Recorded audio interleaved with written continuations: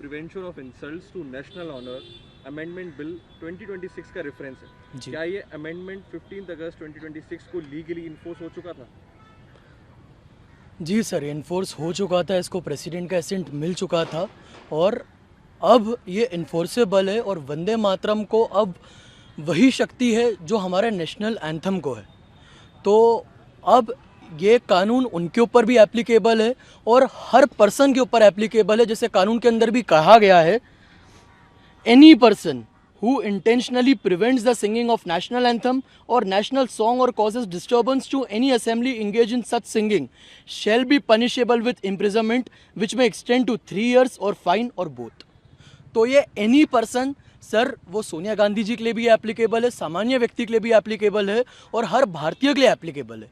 और इसके अंदर एप्लीकेबिलिटी की बात भी बाद में आती है, पहले बात आती है कि आपके अंदर एक सम्मान होना चाहिए। आप एक बहुत बड़े पद पर हैं, आप एक बहुत बड़ी पार्टी की बहुत बड़ी नेता हैं, आपका हर एक एक्शन कितने हजारों करोड़ों लोगों के ऊपर इम्पैक्ट डालता है। अगर आप वंदे मातरम का खुलेआम ऐसे विरोध करेंगे, ऐसे जेस्चर करेंगी, जिसको रोकने का प्रयास करेंगी, तो वो तो सर देश सहन नहीं कर पाएगा। सर क्या सिर्फ किसी व्यक्ति के जेस्चर करना या वंदे मातरम कंटिन्यू ना करने पर ऑब्जेक्शन करना लीगली इंटेंशनली प्रिवेंशन या डिस्टर्बेंस माना जा सकता है?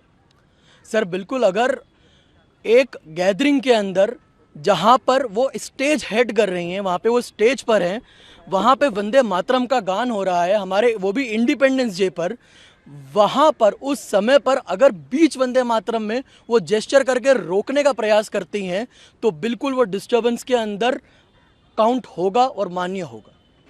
सर एक सवाल और है कि इस कंप्लेंट में सबसे बड़ा लीगल क्वेश्चन क्या है? ऑफेंस का होना, इंटेंशन प्रूव करना या रिलेवेंट लॉ का इंसिडेंट डेट पर फोर्स में होना? सर ये बोल सकते हैं कि इन तीनों की कहीं ना कहीं एप्लीकेबिलिटी वापस हमें मिलती है, क्योंकि मैंने आपको जैसे बोला कि ये सिर्फ एक कानून का खंडन नहीं है, ये उस राष्ट्रगीत का खंडन है जो हर भारतीय के हृदय में बसता है। ये एक जय घोष का खंडन है जो हर एक राष्ट्रीय के दिल से निकलता है। तो अगर आप उस राष्ट्रगीत को अपमानित करेंगी तो आप एक सेक्शन का तो वायलेशन कर ही रही हैं, लेकिन आप उस हर भारतीय हृदय को चोट पहुंचा रही है जिसके हृदय से ये गीत निकलता है। सर एक आखिरी सवाल जी, अगर 15 अगस्त 2026 को नेशनल सॉन्ग जी लीगली प्रोटेक्शन देने वाला अमेंडमेंट फोर्स में ही नहीं था, तो फिर सोनिया गांधी और राहुल गांधी के खिलाफ एफआईआर एग्जैक्टली किस एग्जिस्टिंग लॉ और किस सेक्शन के अंडर सस्टेन करेगी?